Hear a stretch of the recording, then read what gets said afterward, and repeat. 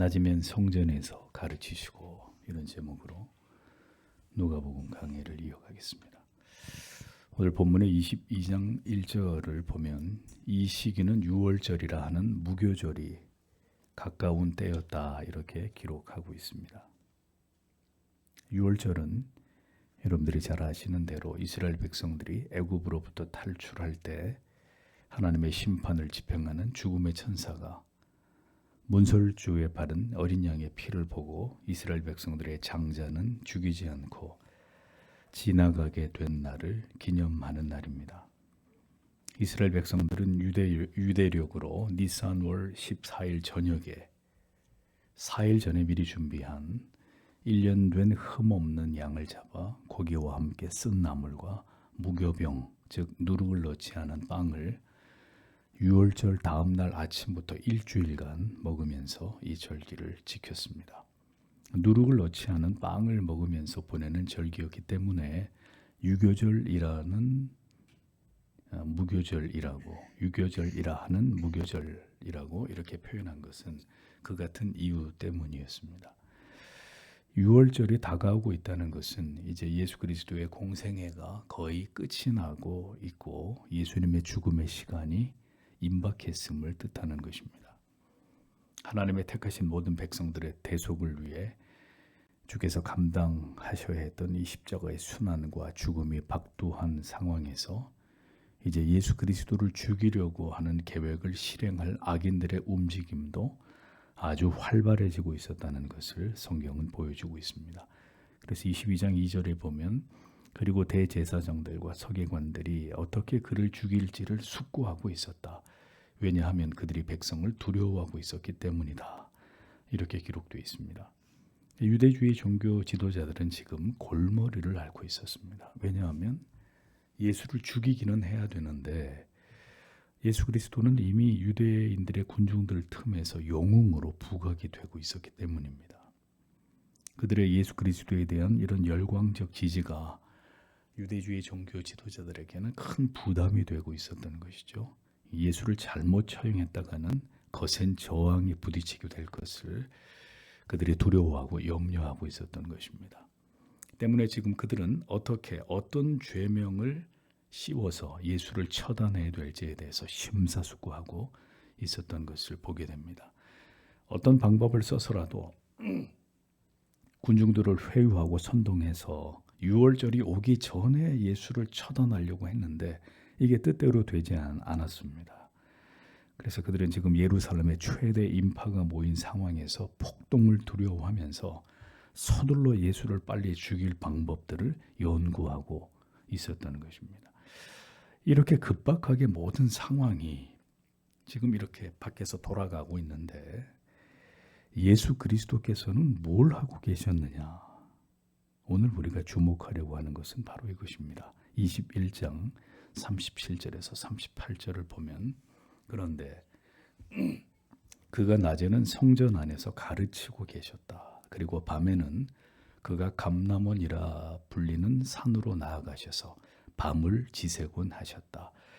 그리고 모든 백성이 그에게 들으려고 성전에 계신 그에게로 새벽에 오고 있었다.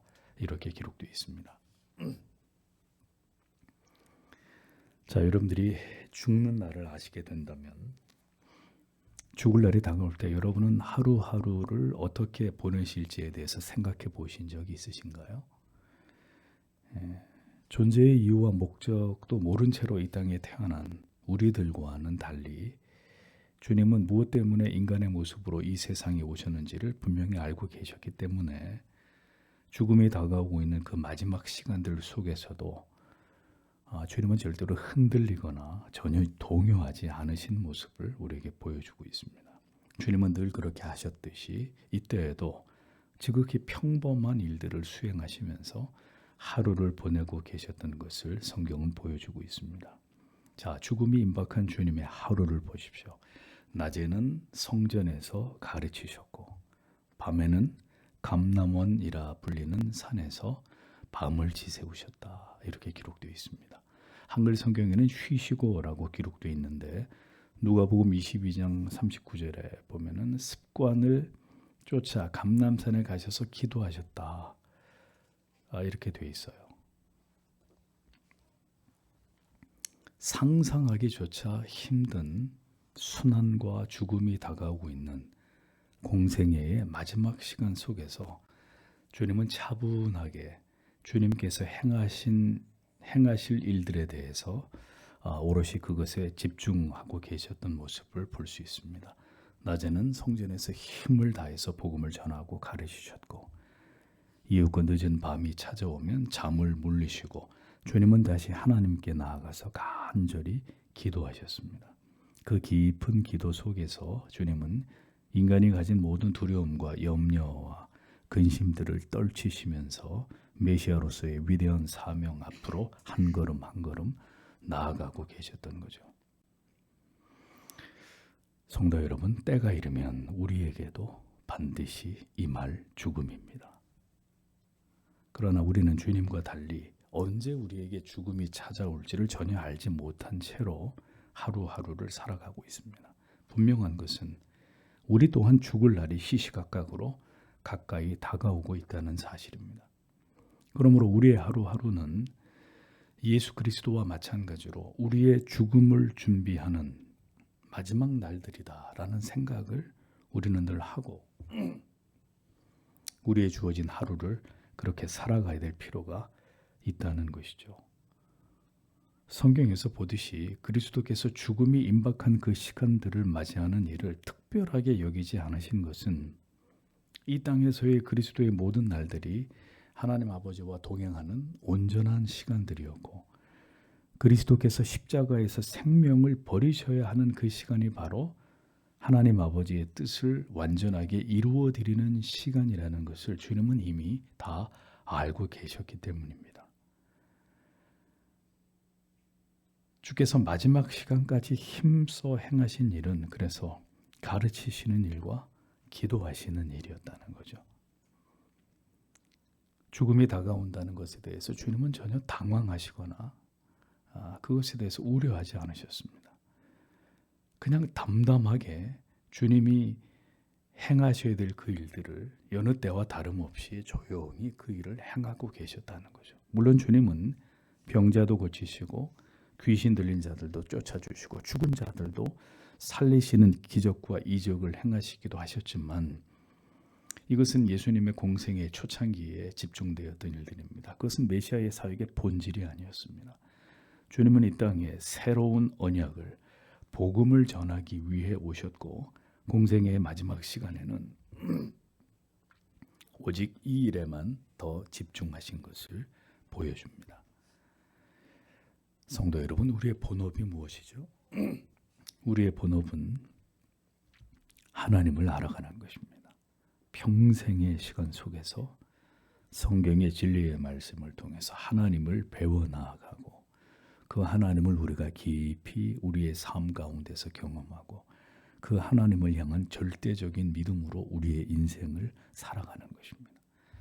세상에서 살아가는 하루하루가 우리에게 아무리 힘겹고 지치고 고단하다 하더라도 그 세상에서의 그 일은 우리의 본업이 아닙니다. 그것은 이 세상에서 부르심을 입은 그리스도인들에게 가장 우선순위가 될 수 없습니다. 주님은 매일 가르치셨습니다. 그럼 우리도 매일 주님께로부터 배움을 입어야 합니다. 주님이 어쩌다 한번 가르치신 게 아니라 매일 회당에서 혹은 성전에서 혹은 자연 가운데서 하나님의 말씀을 계속해서 복음을 사람들에게 가르치고 또 가르치고 또 가르치셨습니다.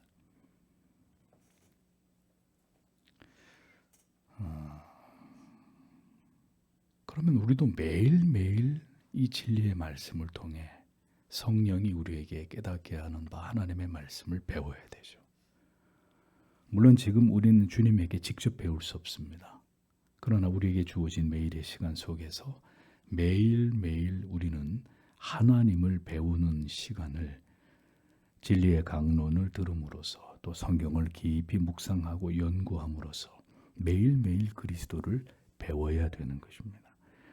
우리의 인생에서 가장 소중한 시간들은 열심히 돈을 버는 시간도, 가족들과 함께 즐겁게 여행을 다니는 시간도, 나의 발전을 위해 무언가를 부지런히 배우는 시간도 아닙니다.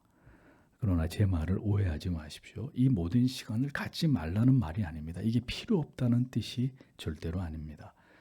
그 모든 시간들과 비교조차 되지 않는 가장 중요한 시간들이 우리의 일상 속에서 매일매일의 우리의 시간 속에서 반드시 확보되어야 된다는 거죠. 무엇이? 하나님을 만나는 시간이, 하나님을 배우고 체험하고 깨달아가는 시간이, 그 무엇보다도 이것이 가장 우선이 되어야 된다는 겁니다. 우리가 이렇게 매일 주님께 배우는 시간을 갖지 않고 진리 앞에서 정직하게 나를 대면하는 시간조차도 없이 아이들의 손을 잡고 그들의 영혼을 위해 간절히 기도해 줄 여유조차 없이 지금 인생을 살아가고 있다면 이것은 하나님이 우리에게 원하시는 길에서 많이 벗어나 있다는 것을 의미하는 것입니다.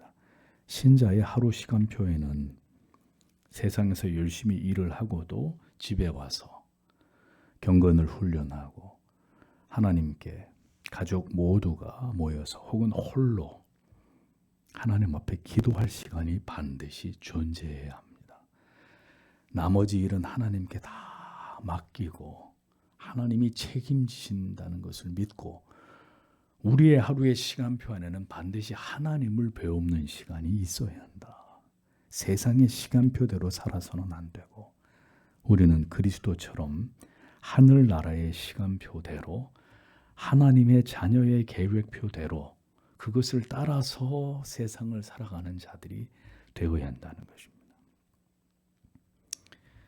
우리는 어떤 마지막 하루를 보내다가 주님께로 돌아가게 될까요?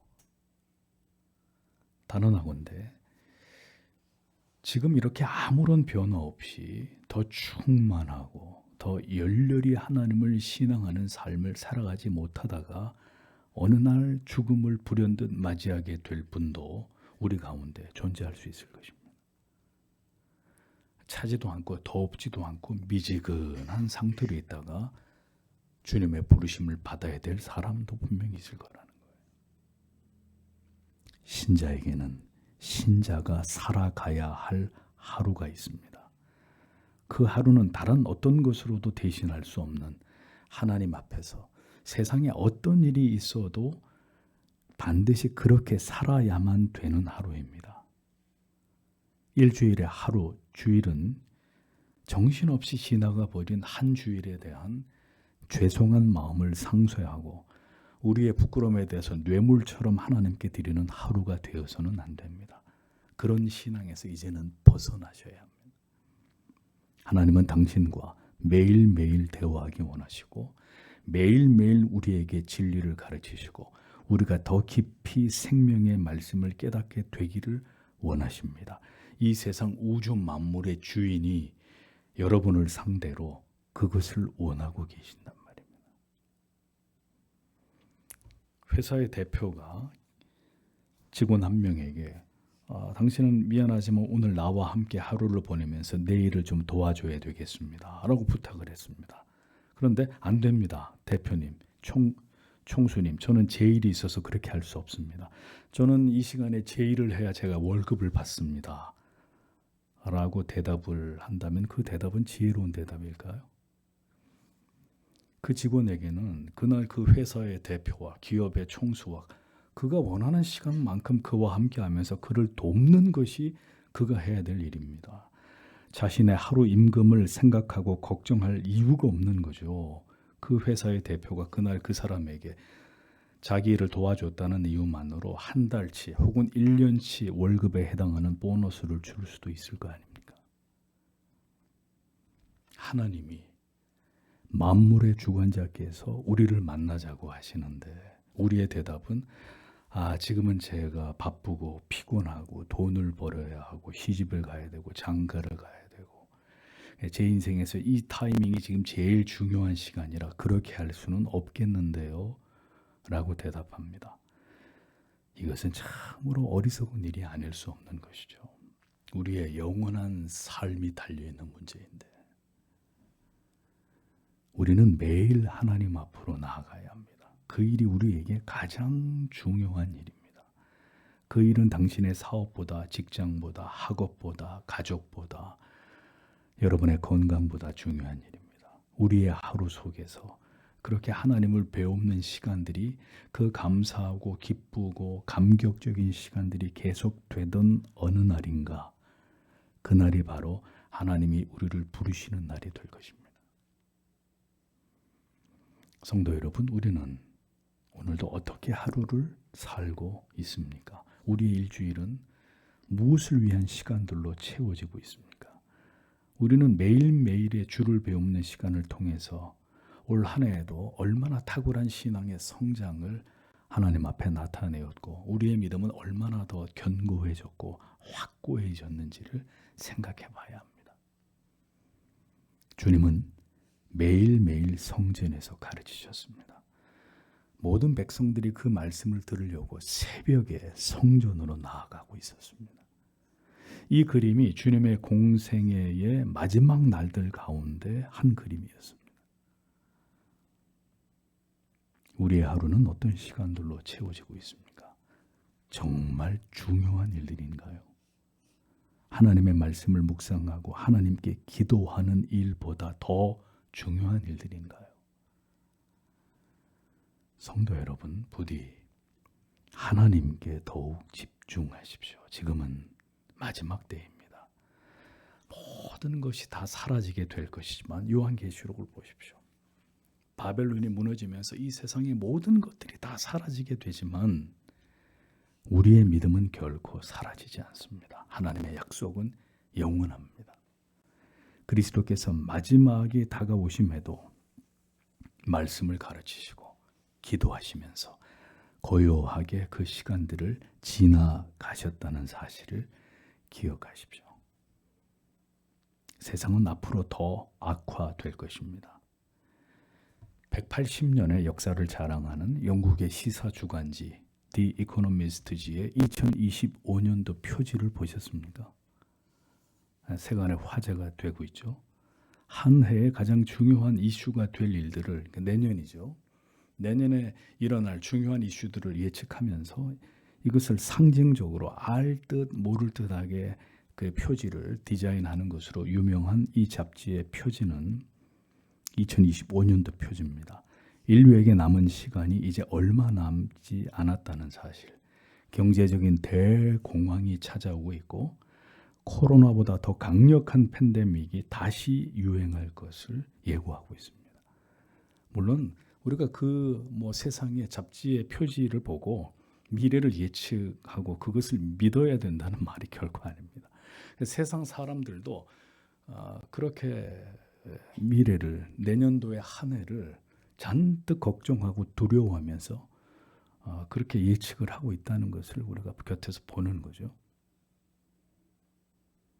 내일 종말이 오더라도 그리스도인은 하나님의 약속 아래서 주님이 보내신 그 마지막의 시간들처럼 우리도 진리를 더 깊이 묵상하고 마음의 참 평화와 안식을 얻고 영원한 나라를 바라고 소망하면서 우리에게 주어진 모든 날들을 믿음으로 잘 감당하고, 그리고 환난과 핍박이 올 때 승리하면서 그렇게 살아갈 수 있도록 깨어 기도하는 일이 우리의 일상 가운데 그 어떤 일보다 중요하다라는 사실을 우리는 기억해야 되는 것입니다.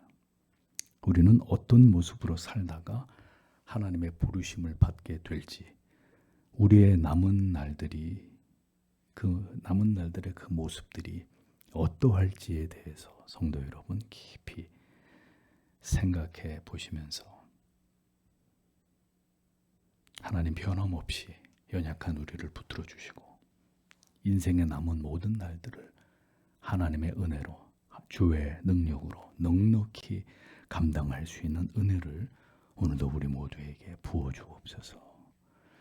이렇게 오늘도 하나님 앞에 간절히 기도하고 돌아가기를 원합니다. 기도하겠습니다.